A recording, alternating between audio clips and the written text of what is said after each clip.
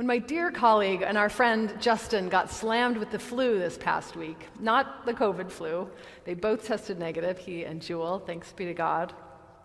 We did what we do as a well-oiled clergy team. We shuffled the deck, and I took on his preaching assignment today and filled in for him at a wedding yesterday as the officiant. This is nothing Justin wouldn't do for me if the situation were reversed. Though, of course, it was disappointing for the wedding couple who had prepared with him as their priest and guide for the better part of the year. So having spent an intense couple of days poring over this strange and challenging gospel, once I got to the wedding yesterday, believe me, I half expected one of the parents of the bride or groom to single me out like the king does to that poor guest at the end of Jesus' parable and say to me, "How did you get in here?" Well, Justin's and my switcheroo aside, it has been a tough year for weddings, with COVID-19 upending the best-laid plans and couples having to cancel large guest lists and move ceremonies and receptions outdoors, rain or shine. To anyone listening who's been part of a wedding that got sabotaged by the pandemic this year, I'm genuinely sympathetic to your disappointment. But COVID-19 has nothing on Jesus' parable in Matthew when it comes to ruining a wedding. First, every person on the king's guest list turns the invitation down. It's one thing for a wedding couple to have to tell their guests they can no longer come to their wedding during a full-blown pandemic. It's another thing altogether to have everyone they know refuse to come in the first place. And when the king in the parable sends out messengers to his friends in the hope they'll reconsider, not only do they fail to change their minds, they dismiss the banquet as a non-event and kill the messengers. I think at this point I would postpone the wedding, wouldn't you? But Jesus has a much larger point to make in this parable, so he has the king go even further. He invites any and all who are passing by, good and bad alike, and even gives them clothes to wear. The party must go on, because that is what the kingdom of heaven is like. It's like a banquet to which every person, good and bad, is invited, and all are offered something to wear as God's welcome guests. The divine feast is a running image throughout Hebrew and Christian scripture as a way to frame what God has in mind for humankind. A joyous party, a celebration of love for God's beloved, if only we will realize it, accept the invitation, and show up. But we doubt the lavishness of the feast, free and gracious, generous and egalitarian, whether we deserve it or not. Sometimes we sit more comfortably with a God who doles out what wicked people deserve, like the angry and vengeful king. And I feel like that's why one of the classic interpretations of this parable has been a straight-up allegory in which God is this violent king. At a glance, one can see the allegorical possibilities in the Hebrew prophets as God's messengers who get killed, and God as their vengeful king, and so on. But throughout his life and teaching, Jesus represented an entirely different image of God than that of a vengeful king. So an allegorical approach breaks down for me in the parable's sheer violence. I don't believe that jibes with Jesus' lived embodiment of a persistently loving, forgiving, and merciful God who continually invites us to life's great banquet, and who would never hunt us down and kill us, even if we continually say no. Jesus is once again teaching through story, using hyperbolic, shocking imagery to grab his listeners' attention and to emphasize the gravity of his message, which is that the kingdom of heaven is like a king's wedding feast, and the good and bad alike are all invited. The passage says, "Many are called, but few are chosen." But isn't it also true, many are called, but few choose to come?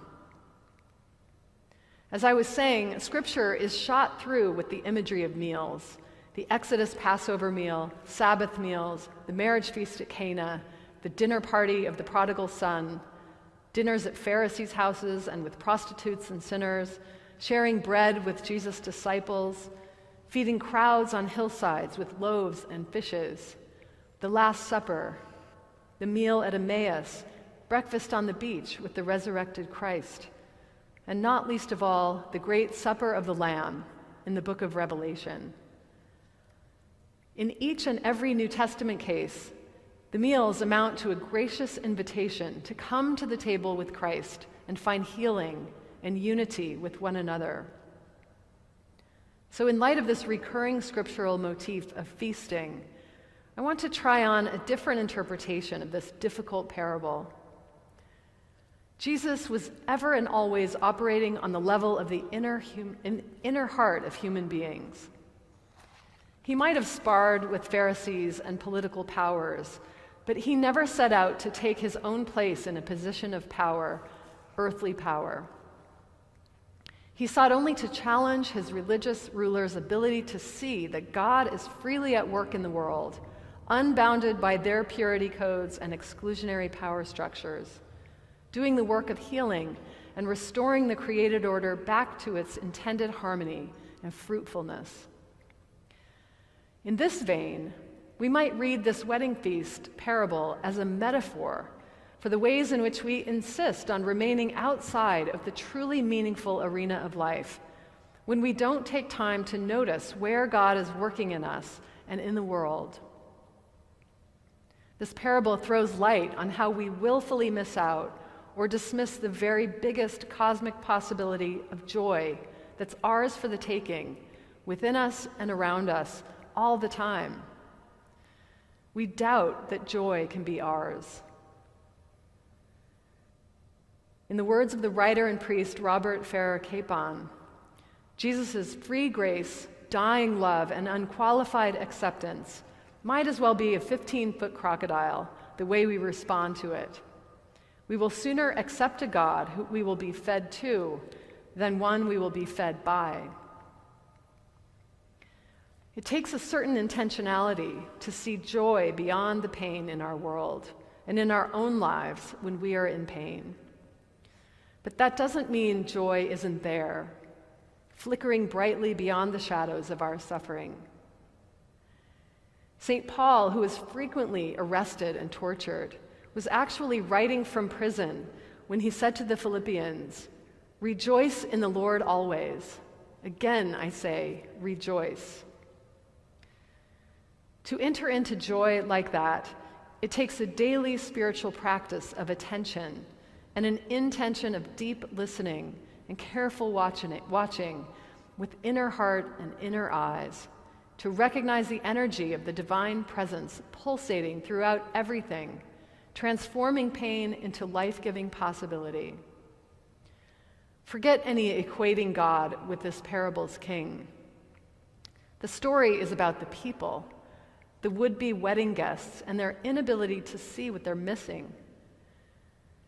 The characters in Jesus' parable are going off to work and tending to their many obligations, things we all have to do, but ignoring or making light of no less than a king's invitation.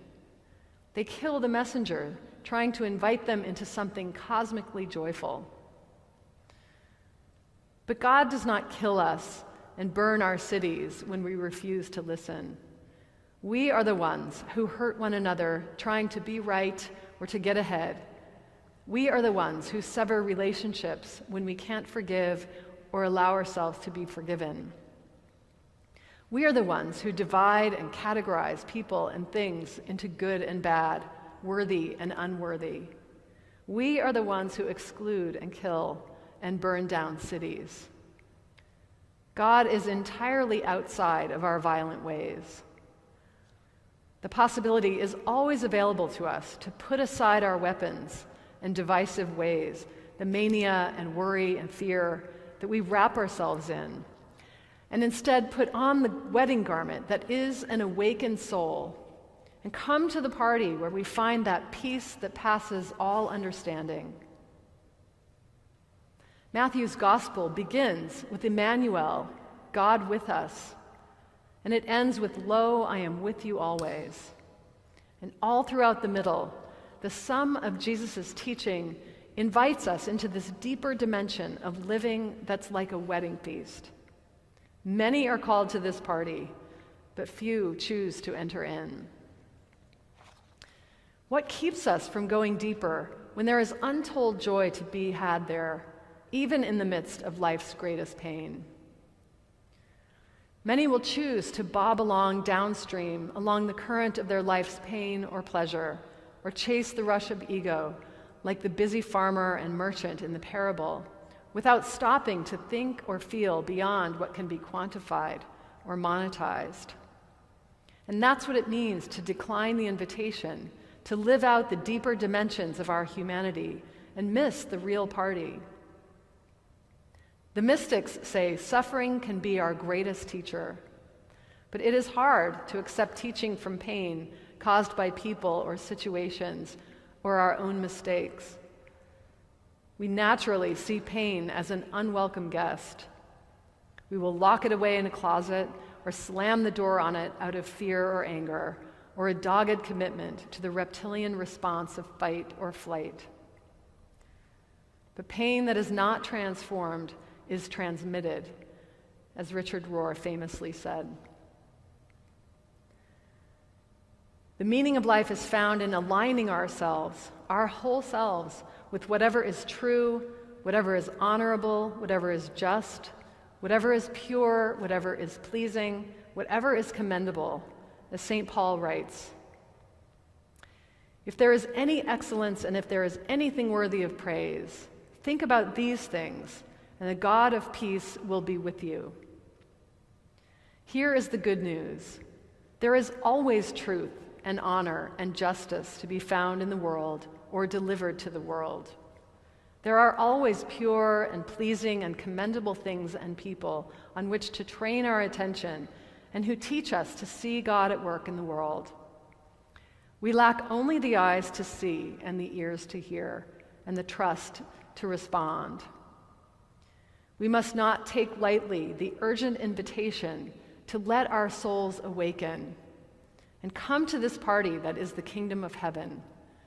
It is already underway, it is here, and it is now, and the world desperately needs us to go there.